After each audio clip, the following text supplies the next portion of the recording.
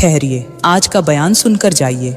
आज के इस बयान के अंदर मैं आपको बताऊंगी कि जो लोग सुबह उठते ही अपनी बीवी की 3 चीज़ों को मोहब्बत भरे अंदाज में नहीं छूते, वह लोग अपने हाथों से अपने घर की मोहब्बत को कमज़ोर कर देते हैं, अपने रिश्ते की मिठास को ख़त्म कर देते हैं और फिर सारी ज़िंदगी यह सोचते रहते हैं कि आखिर हमारे घर में पहले जैसा सुकून क्यों नहीं रहा। मेरे भाइयों, बाज़ औक़ात इंसान बड़ी बड़ी गलतियों से नहीं हारता, बल्कि छोटी छोटी लापरवाहियों से हार जाता है। एक ऐसा अमल जिसमें सिर्फ चंद लम्हे लगते हैं, वही अमल बाज घरों को जन्नत का टुकड़ा बना देता है और उसी अमल को छोड़ देना बाज रिश्तों के दरमियान फासले पैदा कर देता है। मेरे भाइयों, आज बहुत से शौहर यह शिकायत करते नजर आते हैं कि हमारी बीवी पहले जैसी मोहब्बत नहीं करती, पहले जैसी इज्जत नहीं देती, पहले जैसी फिक्र नहीं करती, लेकिन वह यह नहीं देखते कि उन्होंने खुद कितनी देर पहले अपनी बीवी के दिल का दरवाजा खटखटाना छोड़ दिया था। इसलिए आज का बयान आखिर तक जरूर सुनना, क्योंकि आज मैं एक गहरे राज से पर्दा उठाने जा रही हूँ, जिसे सुनकर बहुत से लोग अपनी जिंदगी की ऐसी गलतियों को पहचान लेंगे जिन्हें वह आज तक मामूली समझते आए थे। मेरे भाइयों, इंसान सारी जिंदगी रिज़्क़ के पीछे दौड़ता रहता है, दौलत के पीछे दौड़ता रहता है, बड़े बड़े मकान बनाने की कोशिश करता है, लेकिन याद रखो, घर ईंटों और पत्थरों से नहीं बल्कि मोहब्बत और एहसास से आबाद होते हैं। घर तो सुबह सवेरे बीवी की 3 चीज़ें छूने से, मोहब्बत भरे अंदाज में हाथ लगाने से आबाद होते हैं। तो मेरे भाइयों, आखिर औरत की वह कौन सी 3 चीज़ें हैं जिन्हें मोहब्बत भरे अंदाज में छूने से घर में बरकत आती है, बीवी हमेशा के लिए खुश रहती है और फिर उसी बीवी की खुशी की वजह से अल्लाह ताला घर को जन्नत का टुकड़ा बना देता है। घर में रहने वाला हर एक इंसान खुशहाल जिंदगी गुजारता है। और यह तो आप जानते ही हैं ना कि जिस घर में औरत परेशान रहती हो, जिस घर में औरत के दिल में शौहर के लिए मोहब्बत न हो, वह घर जल्द तबाह हो जाता है, वह घर जल्द वीरान हो जाता है। इसलिए मैं चाहती हूँ आप अपने घरों को तबाही से बचाओ, अपनी बीवियों के दिल में अपने लिए मोहब्बत पैदा करो। और आज का बयान एक बार गौर से सुनो, लेकिन यह सब कुछ बताने से पहले मैं तुम्हें एक वाकया सुनाना जरूरी समझती हूँ, ताकि तुम्हें पता चल सके कि बाज़ औक़ात औरत को खुश रखने के लिए दौलत नहीं बल्कि मोहब्बत और एहसास की ज़रूरत होती है। कहते हैं कि एक गरीब शख्स था, उसकी बीवी बहुत ही खूबसूरत थी। गरीब शख्स खुद तो काले रंग का था, मगर उसकी बीवी अंडे की तरह, बल्कि यूं समझ लो कि जिस तरह 14वीं रात का चांद होता है, उसी तरह खूबसूरत थी और प्यारी थी। दूर दराज से औरतें उसकी बीवी को सिर्फ देखने के लिए आती थीं कि देखें तो सही कि फलां शख्स की बीवी कितनी खूबसूरत है, और जो भी उस औरत को देखती वह तारीफ किए बगैर न रह पाती। बाज़ औरतें तो हैरान होकर कहती थीं कि आखिर इतनी खूबसूरत औरत एक गरीब आदमी के साथ खुश कैसे रह सकती है। आखिर उस गरीब आदमी के पास ऐसा क्या है जो बड़े बड़े अमीर लोगों के पास नहीं। उस खूबसूरत औरत का गरीब शौहर जो सुबह सवेरे घर से बाहर निकलता, पूरा दिन जंगलों में वीरानों में मेहनत मजदूरी करता, शहर के बाजारों में अपनी बीवी की हर एक ख्वाहिश पूरी करने के लिए लोगों से जलील होता, लोगों की सख्त बातें बर्दाश्त करता, शिद्दत की धूप में मेहनत मजदूरी करता, इसलिए कि मुझे कुछ मिले न मिले लेकिन मेरी खूबसूरत बीवी को रोटी का टुकड़ा मिल जाए। और मज़े की बात यह थी कि वह खूबसूरत औरत भी उस गरीब शौहर के साथ बहुत खुश थी, क्योंकि खूबसूरत बीवी का एक गरीब शौहर के साथ रहना बिल्कुल मुश्किल हो जाता है, खास तौर पर उस जमाने में जब लोग दौलत को मोहब्बत से ज्यादा अहमियत देते हों। लेकिन वह औरत अपने गरीब शौहर के साथ खुशी की जिंदगी गुजार रही थी। जो औरत भी उसका हाल चाल पूछती तो वह कहती, अल्लाह का लाख लाख शुक्र है, मेरा शौहर गरीब जरूर है मगर मेरे लिए उसके दिल में मोहब्बत बहुत है और दुनिया की हर दौलत उस मोहब्बत के सामने छोटी लगती है। वक्त गुजरता गया। एक दिन अल्लाह का करना ऐसा हुआ कि उस खूबसूरत औरत का शौहर मेहनत मजदूरी करने के बाद शाम को वापस अपने घर की तरफ जा रहा था। जाते जाते रास्ते में अचानक मौसम खराब हुआ और तेज आंधी और बारिश का सिलसिला शुरू हो गया। इर्द गिर्द कोई घर नहीं था जहां पर वह थोड़ी देर के लिए बैठ सकता। खैर, यह शख्स आहिस्ता आहिस्ता चलता रहा, लेकिन आंधी तेज होती गई। आंधी इतनी तेज हुई कि यह शख्स खुद को काबू न कर सका और आंधी की हवा ने उसे उड़ाया और किसी अंधे कुएं के अंदर जा गिराया। वह कहते हैं ना कि बाज औकात इंसान एक लम्हे में ऐसी आजमाइश का शिकार हो जाता है जिसका उसने ख्वाब में भी तसव्वुर नहीं किया होता। यह शख्स कुएं के अंदर जा गिरा। यह कुआं बहुत बड़ा था और उसके अंदर पानी भी था, और पानी के अंदर सांप और बिच्छू थे। सांपों और बिच्छुओं के काटने से वह शख्स वहीं का वहीं इंतकाल कर गया। अब वह खूबसूरत औरत बैठी घर में अपने शौहर का इंतजार कर रही थी कि मौसम भी खराब है और मेरा शौहर अभी तक घर नहीं पहुंचा, अल्लाह खैर ही करे। शौहर का इंतजार करते करते 1 हफ्ता गुजर गया, मगर शौहर घर में न आया। अब तो उस औरत को पक्का यकीन हो गया कि उसका शौहर अब इस दुनिया में नहीं रहा। अगर इस दुनिया में होता तो हर हाल में वह बीवी के पास जरूर आता।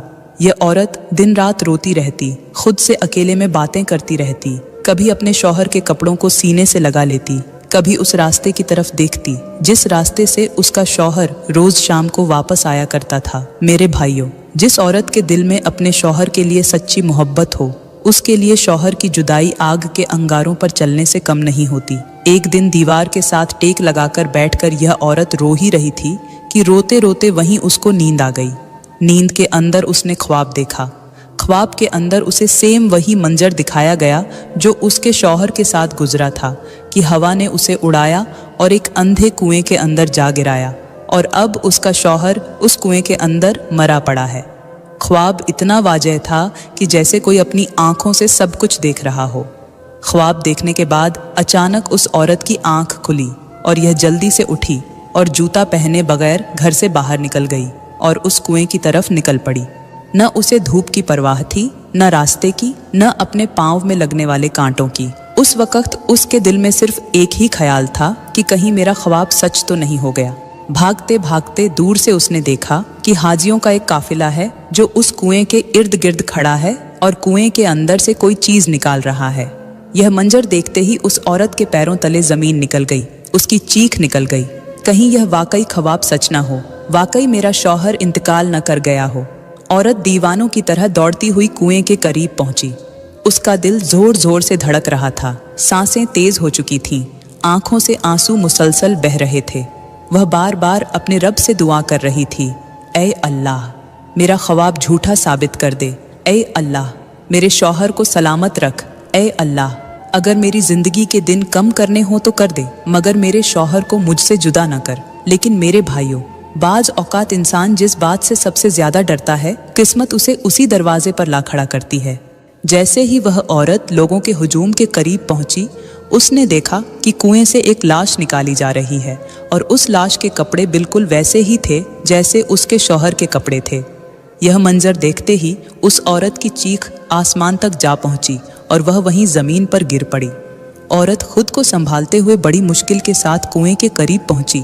देखा कि वाकई उसका शौहर था जिसको हाजियों का काफिला मिलकर निकाल रहा था। यह देखकर उस औरत की चीख निकल गई।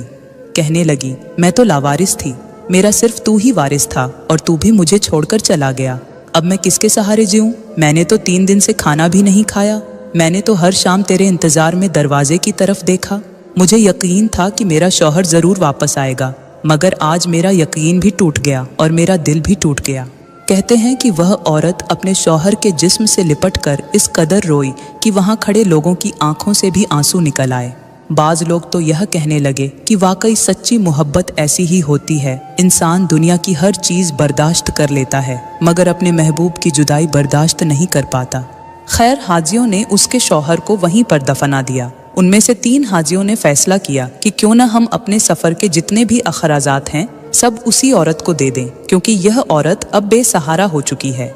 उनमें से एक हाजी बहुत बड़ा अमीर था, उसके पास बहुत सारा पैसा था, दौलत थी। उसने कहा, यारो, अगर मैं इस औरत से निकाह कर लूं तो यह मेरे लिए इबादत भी होगी, अल्लाह भी राजी हो जाएगा और एक औरत को सहारा भी मिल जाएगा। बाकी हाजियों ने कहा, यह तो बहुत आला किस्म की नेकी है, अगर तुम ऐसा करते हो तो हम सब मिलकर दुआ करते हैं कि अल्लाह ताला तुम्हें हिम्मत अता फरमाए और इस औरत के दिल का गम भी कम कर दे। खैर, उस मालदार हाजी ने उस औरत से शादी कर ली और उस औरत को अपने घर लेकर गया, क्योंकि उस मालदार शख्स की पहली एक बीवी थी जो कुछ अरसा पहले फौत हो चुकी थी। मालदार ने खूबसूरत बीवी को अपने खूबसूरत घर के अंदर जाकर बिठाया, उसे हौसला दिया, उसके आंसू पोंछे और कहा कि आज से तुम मेरी हो, मैं आपकी हर जरूरत पूरी करूंगा, आपको किसी चीज की कमी महसूस नहीं होने दूंगा। अगर तुम्हारे बच्चे हों तो वह भी जाकर ले आओ, अगर तुम्हारे माँ बाप जिंदा हैं तो उनको भी मेरे पास ले आओ, मैं उनको भी अपने पास रखूंगा। मेरे भाइयों, बाज औकात अल्लाह ताला एक दरवाजा बंद करता है तो दूसरा दरवाजा खोल भी देता है। जिस औरत के पास कल खाने के लिए रोटी नहीं थी, आज उसके पास रहने के लिए एक खूबसूरत घर था। जिस औरत के पास कल कोई सहारा नहीं था, आज उसे एक ऐसा शख्स मिल गया था जो उसके हर दुख को अपना दुख समझ रहा था। उस खूबसूरत औरत ने कहा, न तो मेरे माँ बाप हैं और न ही मेरे कोई बच्चे हैं, बस मेरा एक शौहर ही था जो फौत हो गया, मेरा और कोई नहीं है। अब यह औरत उस मालदार हाजी के साथ रहने लगी, उसके साथ जिंदगी का अच्छा सा वक्त गुजारने लगी। मगर 5 साल का अरसा गुजर गया था, उस खूबसूरत औरत के जहन से वह गरीब शौहर नहीं उतर रहा था। मालदार शख्स ने बहुत कोशिश की कि किसी न किसी तरह उसको पहला वाला शौहर भूल जाए, उसकी मोहब्बत भूल जाए, मगर एक औरत थी जिसके जहन से वह गरीब शख्स की मोहब्बत निकल ही नहीं रही थी। मेरे भाइयों, बाज औक़ात मोहब्बत दौलत से नहीं जीती जाती। बाज औक़ात दिल पर वह शख्स राज करता है जिसके पास दौलत कम मगर खुलूस ज़्यादा हो। एक दिन मालदार शख्स अपनी बीवी के बिस्तर पर लेटा हुआ था। बातों बातों में उसने कहा कि तुम हर वक्त परेशान रहती हो, हर वक्त उदास रहती हो, और तुम्हें परेशान देखकर मैं खुद भी परेशान हो जाता हूँ। आखिर क्या वजह है? 5 साल का अरसा गुजर गया है, तुम्हारा शौहर फौत हुआ और मैं उस शौहर से बढ़कर तुम्हें मोहब्बत दे रहा हूँ, उससे बढ़कर तुम्हारी फ़िक्र करता हूँ, उससे बढ़कर मैं तुम्हारी हर एक ख्वाहिश पूरी कर रहा हूँ। उसके बावजूद भी तुम हर वक्त परेशान क्यों रहती हो? अगर तुम्हारी कोई ख्वाहिश अधूरी है तो मुझे बताओ, मैं वह तुम्हारी ख्वाहिश पूरी करता हूँ। उस औरत ने कहा कि हाजी साहब, आप मेरे लिए इज्जत के काबिल हैं, लेकिन सच यह है कि तुम मेरे पहले वाले गरीब शौहर के बराबर कभी नहीं हो सकते। यह सुनते ही हाजी साहब की आंखें खुल गईं। हाजी साहब ने हैरान होकर कहा, वह क्यों? आखिर मैं उसके बराबर क्यों नहीं हो सकता? बीवी ने कहा कि उनकी अदाएं, उनके अंदर जो खूबियां थीं, वह आपके अंदर बिल्कुल नहीं हैं। हाजी साहब ने कहा कि तुम मुझे बताओ, हो सकता है वह खूबियां मैं अपने अंदर ले आऊं। बीवी ने कहा, मेरा पहला वाला शौहर गरीब जरूर था, मगर वह मुझे मोहब्बत इस कदर देता था कि मेरी नज़र उसकी गुर्बत पर पड़ती ही नहीं थी, मेरी नज़र अपनी ख्वाहिशात पर पड़ती ही नहीं होती थी।